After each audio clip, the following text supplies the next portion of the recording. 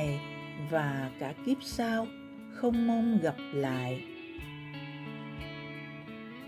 Một người phụ nữ chia sẻ lại việc ly hôn của mình sau khi nhận được lời đề nghị ly hôn đột ngột từ chồng. Nhận được rất nhiều sự đồng cảm và sự động viên của mọi người. Mời các bạn cùng nghe. Người phụ nữ ấy vẫn nhớ như in vào một ngày tháng 7 năm đó. Mùa hè ở Thượng Hải nóng vô cùng, đến nỗi việc hít thở cũng cảm thấy rất khó khăn. Một buổi tối, lãnh đạo công ty cô chuyển công tác nên có tổ chức một buổi tiệc chia tay. Cô có nhắn tin cho chồng biết mình sẽ về nhà trễ. Cô bỗng nhận được tin nhắn của chồng bảo cô hãy về nhà sớm, đừng đi dự tiệc chia tay của sếp, bởi vì anh ta có chuyện muốn nói với cô. Ban đầu cô tưởng rằng chồng nói đùa nên cô trả lời một cách vui vẻ và còn đùa lại với anh ta. Do thường ngày hai người ở nhà cũng rất hay trêu đùa nhau. Xong đột nhiên cô cảm giác giọng điệu của chồng ngày hôm đó có sự khác lạ và rất gấp gáp. Cô bèn gọi điện thoại cho chồng, báo rằng buổi tiệc ở công ty rất ý nghĩa, không thể vắng mặt. Có chuyện gì thì từ từ cô về rồi hãy nói với nhau. Tôi muốn ly hôn, nếu cô không đồng ý thì tôi sẽ đơn phương nộp đơn lên tòa án. Câu trả lời của người chồng khiến cô nghe như sét đánh ngang tai. Thế giới xung quanh cô bỗng trở nên mờ ảo và quay cuồng. Sau đó, cô vẫn đi dự tiệc chia tay lãnh đạo. Lúc kính rượu sếp để nói lời tạm biệt, cô nghẹn ngào bật khóc, khiến đồng nghiệp tưởng cô luyến tiếc việc sếp rời đi. Tiệc tàn, cô tiếp tục đi hát karaoke với mọi người.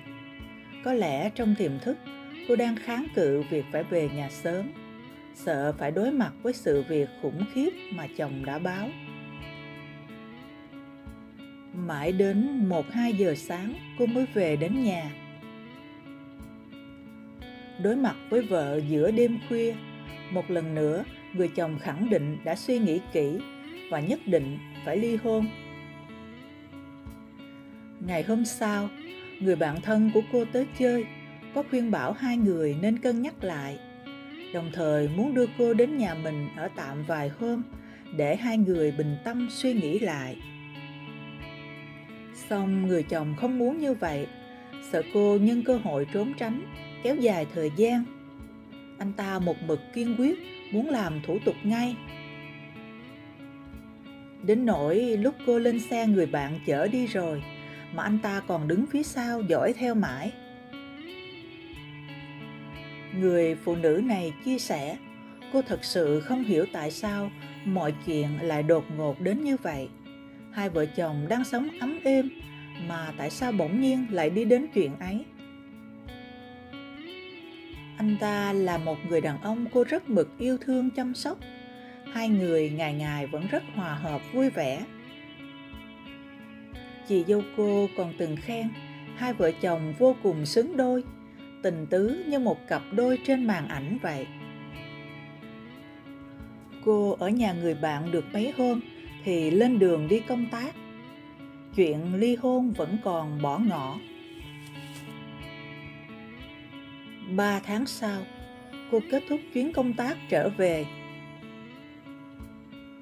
Vừa về đến nhà, cô mệt mỏi vào phòng riêng thì anh chồng lập tức đi theo, thông báo rằng anh ta đã viết xong bản thỏa thuận ly hôn và yêu cầu cô ký tên vào.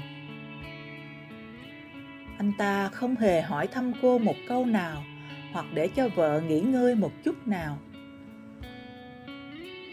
Cô nói, khoảnh khắc tôi nhìn anh ta ngồi ở bệ cửa sổ, chậm rãi đọc lên bản thỏa thuận ly hôn. Tôi tự nói với chính mình, được thôi, vậy thì đành phải buông tay, ly hôn thôi. Sau đó, hai người họ nhanh chóng hoàn tất việc ly hôn và mỗi người một ngả.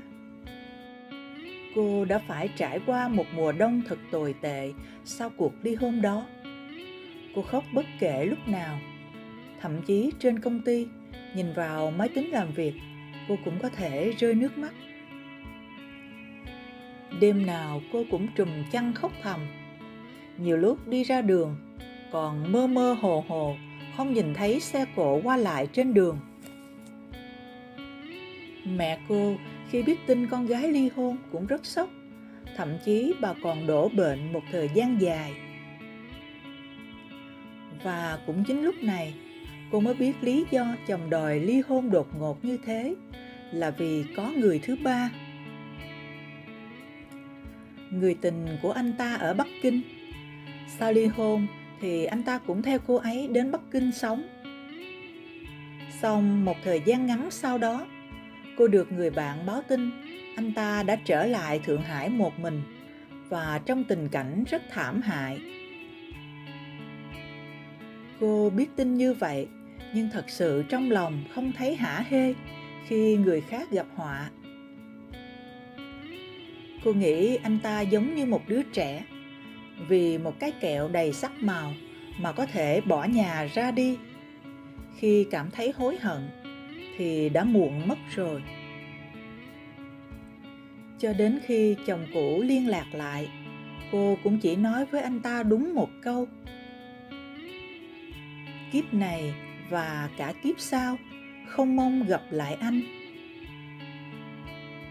Nói xong cô liền cúp máy. Trải qua mấy tháng tồi tệ, rồi thì cô cũng vực dậy được chính mình. Cô bắt đầu biết yêu bản thân mình hơn và sống cho mình nhiều hơn. Mấy năm sau thì cô tái hôn với một người đàn ông hiền lành, tốt bụng, chăm chỉ và rất biết quan tâm chăm sóc cho cô. Đặc biệt, cô giữ đúng tâm nguyện của mình, không một lần gặp lại chồng cũ. Những tổn thương từ cuộc hôn nhân cũ đối với cô giờ đây đã là quá khứ.